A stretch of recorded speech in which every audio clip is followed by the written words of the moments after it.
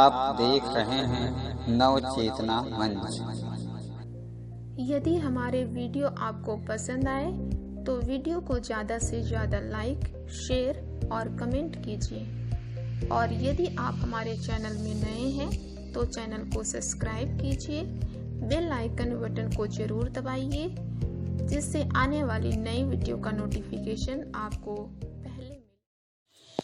नमस्कार, मैं सत्येंद्र यादव आप सभी दर्शकों श्रोताओं का नवचेतना मंच पर हार्दिक स्वागत करता हूं। संस्कृत भाषा ज्ञान अंक 2, जिसका नाम पहले पाठशाला रखा गया था, किंतु आपके सुझावों को ध्यान में रखते हुए इस कार्यक्रम का नाम परिवर्तित कर दिया गया है।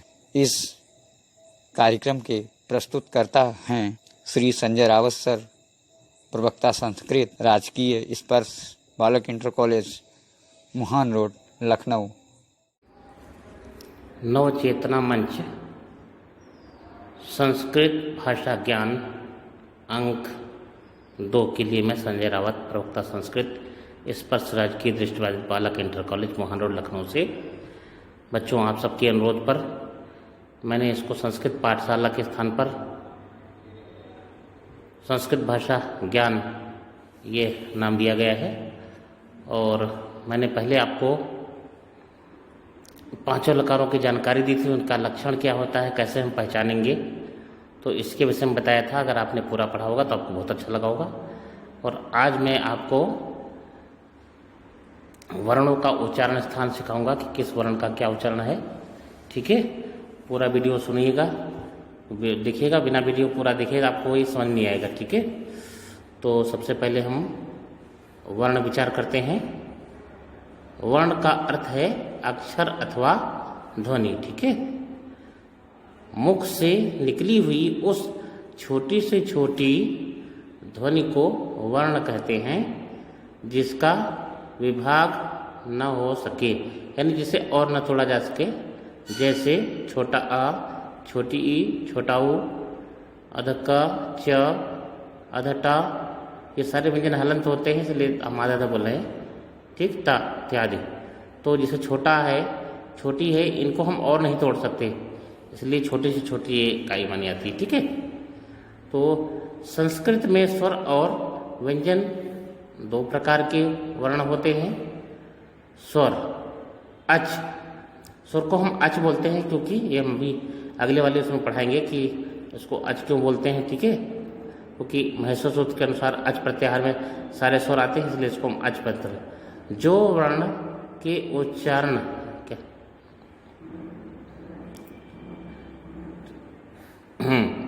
तो जिन वर्णों के उच्चारण करने में अन्य वर्ण की सहायता न ली जाए उन्हें स्वर कहते हैं।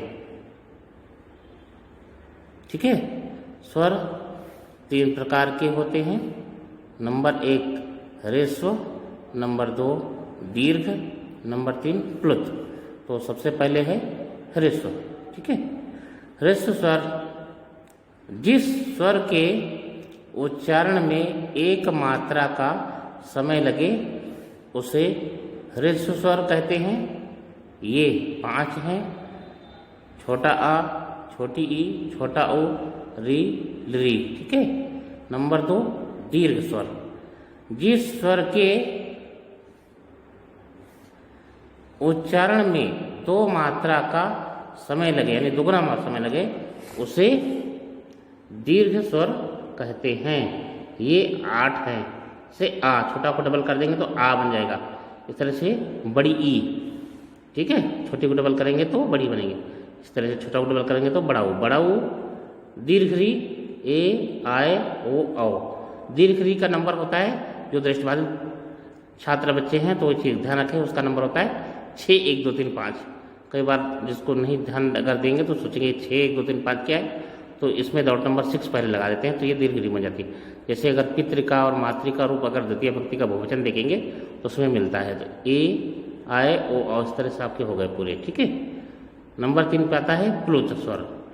तो जिस स्वर के उच्चारण में 3 मात्रा का समय लगे उसे प्लुत स्वर कहते हैं।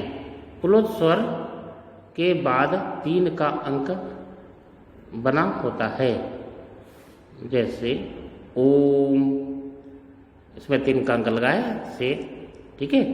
अब स्वरों के ज्ञान के लिए छात्राएं निम्न श्लोक कंठस्थ करें। श्लोक है एक मात्रो भवेत ह्रस्व, यानी एक मात्रा वाला जो है वो ह्रस्व होता है, ठीक है। द्विमात्रो दीर्घ उच्यते, 2 मात्रा वाला दीर्घ कहा जाता है। त्रिमात्रस्तु प्लुतो गेयो, 3 मात्रा वाला प्लुत के नाम जाना चाहिए। व्यंजनम 4 अर्धमात्रकम, और व्यंजन आधी मात्रा का जाना चाहिए, ठीक है। तो व्यंजन आ गया। व्यंजन को हम हल बोलते हैं। हल क्यों बोलते हैं? क्योंकि हयवरट वाले हाथ से लेकर हल तक सारे व्यंजन आते हैं, इसलिए इसको हम व्यंजन बोलते हैं। अभी हम अगले वाली आपको और उसमें जब वीडियो में भेजेंगे तो उसमें बताएंगे पूरा, ठीक है। तो जिन वर्णों के उच्चारण में स्वर की सहायता लेनी पड़े उसे व्यंजन कहते हैं। देखिए स्वर मैंने बताया था, स्वर में किसी वर्ण की सहायता नहीं लेनी पड़ती, लेकिन व्यंजन में लेनी पड़ती है। तो व्यंजन में स्वरों की सहायता ली जाती है, ठीक है, इसे व्यंजन कहते हैं। तो व्यंजन 4 प्रकार के माने जाते हैं। पहला है स्पर्श, दूसरा है ऊष्म, तीसरा है अंतस्थ और चौथा है संयुक्त, ठीक। नंबर 1 है स्पर्श व्यंजन।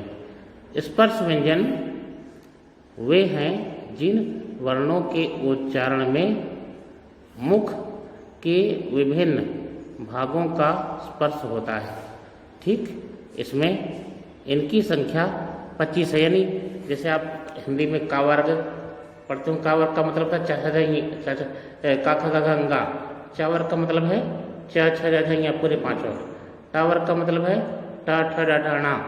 ता वर्ग का अर्थ है ता थ दा धा ना। और पा वर्ग का अर्थ है पा फा वा भा मा। तो ये पूरे 5 अक्षर हो गए, 5 25 25, तो ये आएंगे इसके अंतर्गत, ठीक है। अब ये सारे हो गए, ठीक है। तो अब हम देखते हैं नंबर 2 पे है ऊष्म व्यंजन। ऊष्म व्यंजन वे हैं जिन वर्णों के उच्चारण में वायु की रगड़ से ऊष्मा उत्पन्न होती है। इनकी संख्या 4 है। श यानी तालव्य श 4 थे ब्रेल में, फिर है श मूर्धा, फिर है सा दंतिक सा जो दांतों पास लगाते, फिर हा है। नंबर 3 पे है अंतःस्थ व्यंजन। इनकी संख्या 4 है। य र ल व। नंबर 4 पे है संयुक्त व्यंजन। 2 व्यंजनों के योग से बने वाले वर्ण संयुक्त व्यंजन कहलाते हैं। ये 3 हैं। इसमें है आधा का प्लस मूर्धन्य श बराबर क्षा बनता है। जो कक्षा लिखते हैं, शिक्षा में लिखते हैं, वो ब्रेल का नंबर अगर हम बताए तो 1 2 3 4 5 होगा। फिर है आधत्ता प्लस रा, तो ये प्रिंट में आधत्ता रा मतलब मिल के बनता है त्रा, लेकिन ब्रेल में इसका कोई औचित्य नहीं है क्योंकि आधा कारा करा आधत्ता रा त्रा हो जाएगा, तो इसलिए इसका कोई महत्व नहीं रहता, ठीक है। हाँ, फिर है अधज्जा प्लस इया, इसको मिला दें हम तो बनता है ज्ञान। फिर आता है अनुस्वर, 5-6 अनुस्वर। अनुस्वार वर्ण के ऊपर लगे बिंदु को अनुस्वार कहते हैं, जैसे कम, नम, शम आदि। फिर नंबर 6 पे आता है विसर्ग। वर्ण की अंतिम ध्वनि यानी हा को प्रकट करने वाले, प्रकट करने के लिए विसर्ग नंबर 6 ब्रेल में अगर देखें तो का प्रयोग होता है, ठीक है। फिर 3 नंबर है अनुनासिक चंद्र जिसको कहते हैं। का वर्ग से पा वर्ग तक सभी वर्णों के अंतिम वर्ण को अनुनासिक कहते हैं, क्योंकि इनका उच्चारण करने के लिए श्वास को अंशतः नासिका से बाहर निकालना पड़ता है। ये वर्ण हैं, मतलब हर वर्ग के आप अंतिम देखिए तो का वर्ग का अंतिम होता है अंगा, चा वर्ग का अंतिम अक्षर होता है इया, टा वर्ग का अंतिम होता है णा, ता वर्ग का ना, पा वर्ग का मा। ये सारे जो अक्षर होते हैं ये आपके ये अनुनासिक लाते हैं।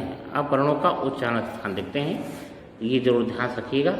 तभी आपको समझ में आएगा। ठीक, तो पहले कंठ से यानी गले से कौन कौन से अक्षर बोले जाते हैं, तो इससे सबसे पहले आता है छोटा, और मैंने बताया था का वर्ग। का वर्ग के अंतर्गत कौन कौन से अक्षर आते हैं, का, ख, ग, घ, ङ, और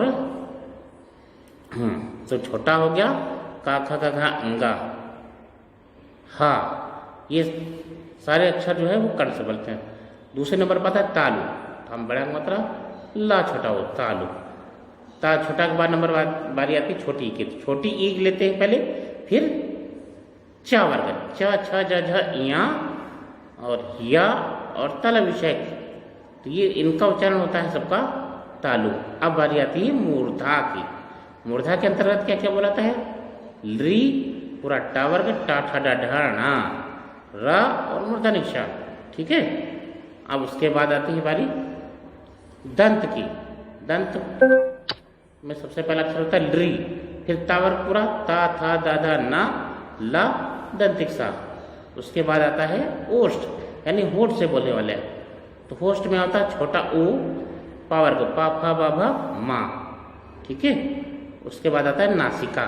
नासिका को मतलब नाक से जो बोले जाते हैं, इसमें हर वर्ग का अंतिम अक्षर जैसे इया, मा, अंगा, णा, ना, ये पूरे 5 अक्षर। ठीक है, फिर उसके बाद आता है कंठ प्लस तालु, इसमें ए और अ है। ये बनता कैसे है, ये आपको संधि जब मैं बताऊंगा तब बताऊंगा कि ये बनता है छोटा छोटी मिलके। तो छोटा का उच्चारण होता है कंठ, छोटी का होता है तालु, इसलिए इसको कंठ प्लस तालु बोलते हैं।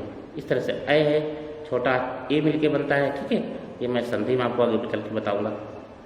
कंठ प्लस ओष्ठ, इसमें ओ और अ आता है, तो कंठ प्लस और छोटा, छोटा ओ मिलके ओ बनता है, इसलिए इसको कंठोष्ठ बोलते हैं। फिर अ बनेगा, छोटा आ ओ मिलके। ठीक है, आगे है दंत प्लस ओष्ठ, इसके अंतर्गत केवल वा को रखा जाता है। ठीक है, तो इस प्रकार से आपके सारे जो है वो वर्ण हो गए और सबका उच्चारण स्थान हो गया। तो एक एक करके आप ध्यान से इसको पढ़िएगा, सुनिएगा, ध्यान से देखिएगा और सारे आपको समझ में आ जाएंगे। ठीक है, और अब बच्चों में जो अगले अंक में आपको जो पढ़ाऊंगा उसके अंतर्गत आपको महेश्वर सूत्र और प्रत्याहार, कैसे हम प्रत्याहार बनाएंगे। ये 6 में ये उच्चारण स्थान प्रत्याहार 6 में भी होता है, लेकिन 6 प्राय हम देखते हैं 7-8 तक बच्चे पहुंच जाते हैं, उनको पता ही नहीं होता क्योंकि वो सेम पढ़ते नहीं। फिर जब कक्षा 9 में बहुत बड़े पैमाने पर बारी आती है तब आप पढ़ना शुरू करते हैं, तो उससे बच्चों को बहुत दिक्कत होती। तो इसलिए लोग 6 वाले बच्चे जो भी इस चीज़ को पढ़ें और 9 वाले हैं वो तो खैर पढ़ेंगे ही पढ़ेंगे। तो इस तरह से आपको पूरा पढ़ना है। ठीक है, तो आप वीडियो पूरा देखिएगा तभी आपको समझ आएगा। ठीक है, आप लोग अपने अपने सलाह जरूर दें हमें, ताकि हमको प्रोत्साहन हो, हम आगे तरह से आपका दोगुने उत्साह ताकि आपको वीडियो अच्छी तरह से भेजें। ठीक है, बहुत बहुत धन्यवाद।